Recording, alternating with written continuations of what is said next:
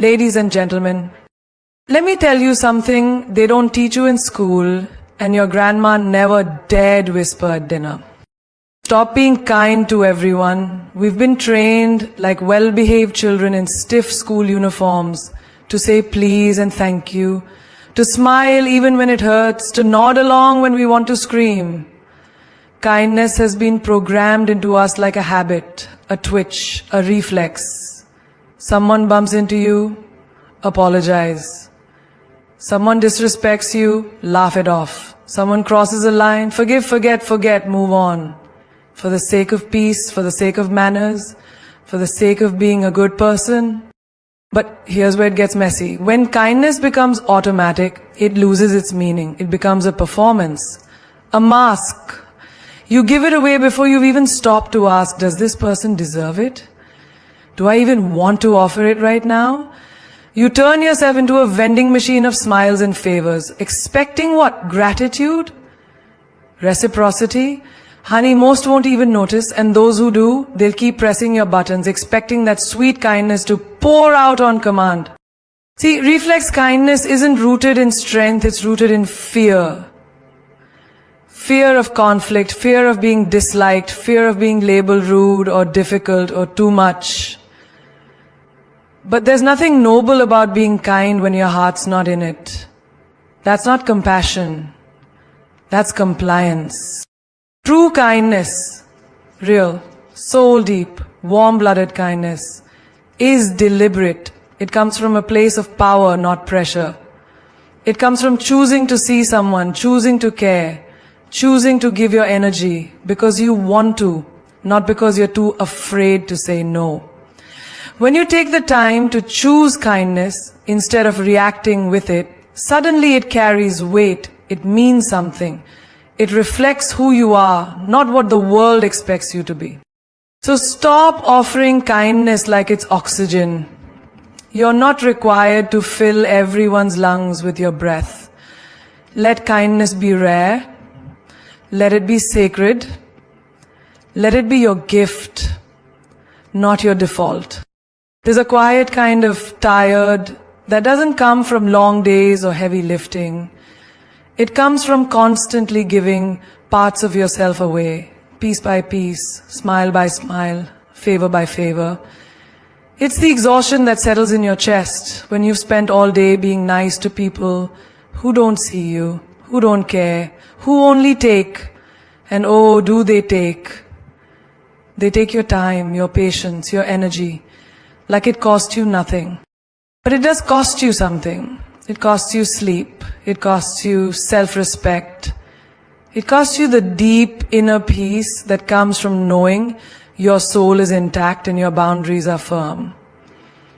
You don't realize it at first because it starts off small. You help someone who never says thank you.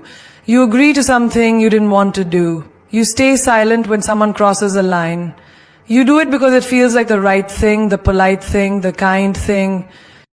And then one day you wake up and you feel hollow, worn thin, like you've been running on a kindness engine that's long out of fuel.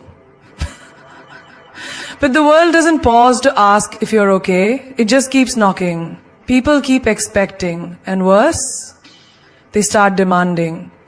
Because the more you give without limit, the more people assume you don't have any. You become the go-to, the yes man, the emotional sponge for everyone else's mess. It's a brutal irony. The more kindness you offer, the less value it seems to carry. You'd think the world would appreciate a gentle heart, but no. The world tests it. It pokes and prods, seeing how far it can stretch you before you snap. And by the time you realize you're being used, it's already too late. The takers have moved on to their next source of kindness, and you left in pieces, wondering what you did wrong. You didn't do anything wrong. You just gave too much to people who never deserved it. You tried to pour from a cup that was already bone dry. You thought being kind to everyone made you good, but all it made you was tired. Tired in your bones, tired in your spirit, tired in that deep aching way that a nap can't fix.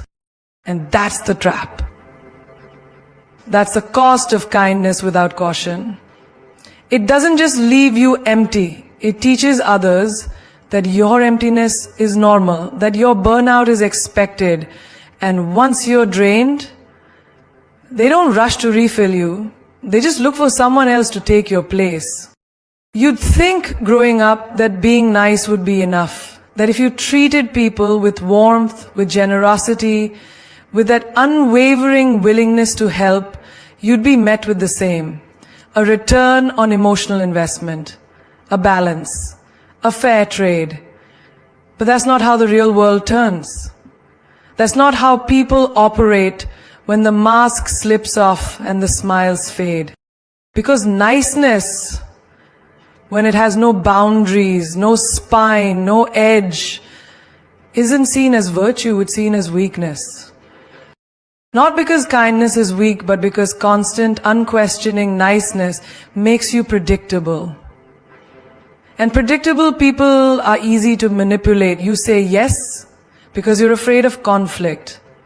You give because saying no makes your stomach twist. You stay quiet when your voice should roar. All in the name of peace, of harmony, of being the bigger person. But here's the truth no one wants to say out loud. This world runs on power, not politeness.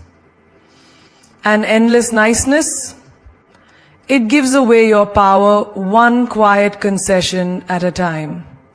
It tells people you're safe to ignore, safe to burden, safe to use. Not because they hate you, not even because they're bad people, but because they can, because you let them. And when you finally get tired, when your kindness grows thin and you start to speak up, they look at you like you've changed, like you're the problem. You've gotten cold, they say. You used to be so nice. What they really mean is, you used to let me get away with it. You see, the world doesn't hand out trophies for being endlessly kind. It hands out expectations. The more you give, the more is demanded. The more patient you are, the more you're tested. And when you break, when you finally set a limit, the applause never comes. The gratitude never arrives. So ask yourself, what's the reward for always being the one who bends, who softens, who gives the benefit of the doubt? Is it respect? No. It's often invisibility. You become the wallpaper in everyone else's story. Pleasant, unobtrusive, forgettable. Endless niceness doesn't lift you up. It makes you small. It teaches the world to expect your silence, not hear your voice. It's a performance they get used to, a background hum they stop appreciating the moment it stops being convenient. And the worst part? The more you feed people kindness without discernment, the more they grow to believe they're entitled to it. That it's not a gift, it's a given. So they stop being careful with you. They stop treating you like a person and start treating you like a service, a resource, a safety net. The world, ruthless as it is, knows how to sniff out the nice ones. And not to uplift them, no, to bleed them dry. Somewhere along the way we got it twisted. We started treating kindness like a social default, a baseline requirement, something you're supposed to offer everyone without hesitation, like a free refill or a polite handshake. But real kindness isn't cheap.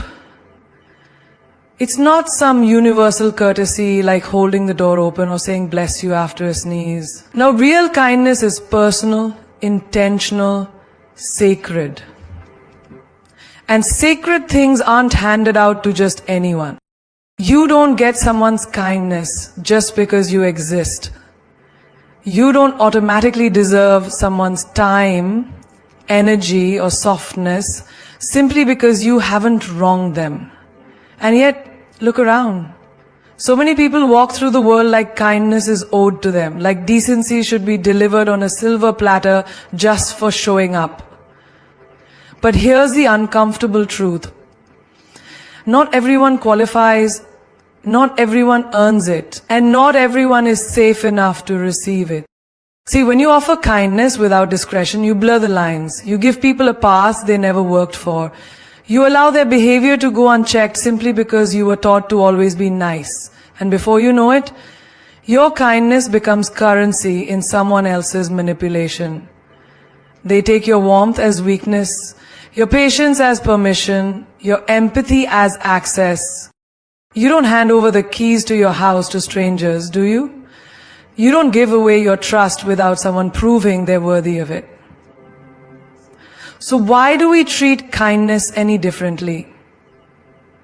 Why do we act like it's less valuable, less sacred, less deserving of boundaries? The truth is, kindness means more when it's earned, when it's given after someone shows you who they are, really shows you. When it comes as a response to character, not just presence. When it's offered not because you're supposed to, but because someone's actions merit it. That's when kindness is real. That's when it carries weight. That's when it changes things. You see, the beauty of earned kindness is that it builds trust, not expectations. It fosters mutual respect instead of one-sided loyalty. And it keeps you from wasting your tenderness on people who only see it as leverage, who file it under something I can use later. Because let's be honest, some folks aren't looking for connection. They're looking for convenience. And your kindness, that's just one more tool in their box. So let go of the idea that you owe kindness to everyone. Let go of the pressure to be perpetually generous, eternally pleasant, constantly available. Make people earn your kindness. Make them show you they know what to do with it. And until they do, hold it close. Keep it sacred. Because once you start treating your kindness like it's something that matters, everyone else will too. There's this deep-rooted myth, especially for those of us raised to be agreeable, to keep the peace, to be the good one, that being liked is everything. That if people like you, you're safe. That if you're agreeable enough, quiet enough, pleasing enough, you'll avoid conflict, rejection, or pain. But that's a dangerous illusion. Because chasing approval is a trap. And in the process, you end up sacrificing the one thing that should never be compromised. Your boundaries. Let's be clear. Being liked is not the same as being respected. You can be liked by everyone in the room and still be completely disregarded. You can be the favorite, the nice one, and still be the one they expect to clean up the mess. Stay late, say yes, swallow your truth just to keep others comfortable. Because when your priority is being liked, you start making decisions based on what other people want, not on what you need. And that's where the rot sets in. People-pleasing is a slow erosion of self. It's death by 1,000 polite smiles. You laugh when things aren't funny. You agree when your gut screams no. You stay when your soul is halfway out the door. And why? Because you're scared that if you set a line, if you say this is too much, or I won't tolerate this, someone might not like you anymore, that they'll think you're cold, or selfish, or not nice. But what's worse? Being disliked by someone who only loved you for your compliance, or living a life where your needs are buried under everyone else's. Boundaries are not walls to keep people out. They are fences to protect what matters. They are declarations that say, I know what I will accept, and I know what I will not. They are the language of self-respect. And those who truly care for you will not be threatened by your limits. They'll recognize them as strength, not resistance. Because if someone only values you when you're bendable, you were never valued at all. Being liked is fickle. It changes with moods, misunderstandings, convenience. But boundaries, they're steady. They protect your peace when others test it. They keep you grounded when you're tempted to give more than you have. They remind you that your life is your own, not a stage for others' approval. So no, being liked is not the goal. It's a nice bonus, sure, but it should never come at the expense of your dignity. Let them call you difficult. Let them call you distant. Let them misunderstand you if they must. Because at the end of the day, it's far better to be respected for having limits than adored for having none. We've all been there, pouring our energy into people who seem to need it, who demand it, who ask for it with open arms. We think we're doing the right thing, giving what's in our hearts to those who seem to lack it. But here's the tough truth that you can only learn through experience. Not everyone deserves to be the recipient of your emotional investment. It sounds harsh, doesn't it? We're taught from a young age that it's right to be generous with our feelings, to share our vulnerabilities, to open up to anyone who asks. We're told that love and friendship are supposed to be limitless, that we should always give people the benefit of the doubt, that the more we give, the better we'll be. But this belief can leave us emotionally bankrupt. It can leave us bruised, drained, and worse still, resentful of the very people we try to help. Because some people simply don't know how to handle what you give them. You can't give your heart to someone who doesn't value it. You can't pour your energy into people who only show up when they need something and disappear when you do. And yet we do it. We keep showing up. We keep giving our time, our care, our support, even when they take it for granted. Why? Because we've been taught to always be kind, to be the bigger person, to put others first, even when they don't have the decency to do the same for us. The problem is we start to lose ourselves in the process. We stop asking, does this person deserve my emotional investment? Instead, we assume that because they're in our lives, because they've shown up in some way, they should automatically be worthy of what we offer. We stop valuing our own emotions and start thinking that everyone else's come first. But in doing so, we forget something crucial. Your emotional energy is not infinite. You can't pour from an empty cup. You can't offer love, compassion, and support to people who don't reciprocate, or worse, who drain you dry without ever considering what you need in return. This isn't about being selfish, it's about survival. Emotional energy is a currency, and not everyone knows how to spend it wisely. Some will take it all and leave you with nothing, while others will use it to manipulate, control, or exploit your goodwill. When you continuously invest in people who don't deserve it, you begin to question your own worth. You start to wonder why you even bother, why you keep offering yourself to people who couldn't care less about you in return. It's okay to set limits. It's okay to say, no, I'm not going to invest in you emotionally if you don't respect me, if you don't give something back. You don't have to be a walking doormat to prove you're kind. Real kindness doesn't come from endless sacrifice. It comes from recognizing who is truly deserving of your time, your effort, and your love. It comes from knowing that your emotional well-being matters just as much as anyone else's. The sooner you realize that not everyone deserves your emotional investment, the sooner you can protect your energy for those who do. The ones who will treat your heart like it's sacred, not a tool to be used or a resource to be drained. Those are the people who will stay with you when things are tough. They're the ones who will carry some of your burden, not add to it. They're the ones who will give back as much as they take, who will be there when you need them, not just when it's convenient. So stop giving yourself away to people who don't respect you. Stop investing in relationships that leave you empty. Start valuing your emotional energy like the treasure it is, and only share it with those who truly deserve it. We're told time and time again that kindness is a virtue, that we should give of ourselves to others, show compassion, and put the needs of others before our own. It's noble, it's expected, it's the way things are supposed to be, right? But here's the unspoken truth. You cannot give what you don't have. You cannot pour into others when your own well is dry. And you certainly can't offer kindness to the world if you haven't learned how to extend it to yourself first. Self-kindness is not the same as self-indulgence, nor is it the same as selfishness. It is the deep understanding that you are worthy of the same care, compassion, and respect that you so freely offer others. Too often, we treat ourselves like the last person on our priority list. We ignore our own needs in favor of taking care of everyone else. We let our bodies and minds be pushed to the brink because we believe that kindness is about always being there for others, no matter the cost to ourselves.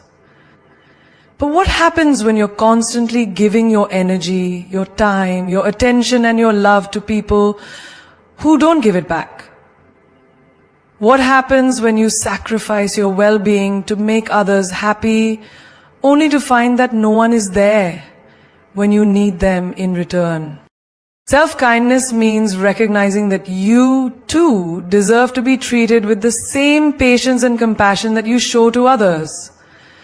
It means understanding that your needs are just as valid as anyone else's. It's taking the time to check in with yourself, to acknowledge when you're tired, when you're burnt out, when you need rest or space, or simply time to reconnect with your own soul. It's about learning to say no when you need to without feeling guilty. It's about setting boundaries that protect your peace, even if others don't understand or appreciate them. True kindness begins with honoring your own limits, listening to your own heart, and giving yourself the grace that you so freely give to others. You see, the more you give to others without giving to yourself, the more you deplete your own sense of worth. You teach yourself that your needs are secondary, that your happiness can be postponed indefinitely in the name of helping others. You might even start to feel that your only value lies in your ability to please or serve others. But that's a dangerous place to be, because when you make yourself invisible in the name of kindness, you lose the essence of who you are. You stop prioritizing your own growth, your own peace, and your own joy. You begin to seek validation from others instead of building your own sense of self-worth. Self-kindness is not about being perfect or getting everything right. It's about showing up for yourself, just as you would for a loved one. It's about offering yourself patience when you're struggling, compassion when you're feeling low, and strength when you're facing challenges. It's the quiet act of saying, I am worthy of love, of rest, of care, and making sure you give those things to yourself, even when the world around you is demanding more. When you start practicing true kindness toward yourself, you shift your entire perspective. You stop looking for external validation and start finding peace within. You begin to recognize that your worth is not defined by how much you give to others, but by the simple fact that you are enough, just as you are. You are worthy of love, of respect, and of care, regardless of whether you are constantly giving to others or not. Once you learn to love yourself, to cherish your own needs, your own well-being, your own spirit, only then can you offer the world the full extent of your kindness. Because when you're rooted in self-kindness, when your own well is full, you give from a place of strength, not exhaustion. You give with joy, not obligation. You give because you want to, not because you feel like you have to. And that's the kind of kindness that matters. The kind that comes from a place of abundance, not depletion. In the end, kindness should never be a commodity to be handed out indiscriminately, nor a currency that leaves you bankrupt. True kindness comes from strength, not weakness. It comes from the decision to protect yourself, to recognize that your energy, your emotions, and your time are valuable. When you honor yourself first, when you set the boundaries that keep you whole, then you can give to others from a place of abundance, not scarcity. So stop being kind to everyone. Start being kind to the ones who deserve it, including yourself. Don't dilute your worth for the sake of approval. Don't exhaust yourself for the sake of others. Instead, Cultivate kindness from the inside out. Nurture it within your own heart, where it grows strong, purposeful, and resilient. Only then will it truly make a difference in the world.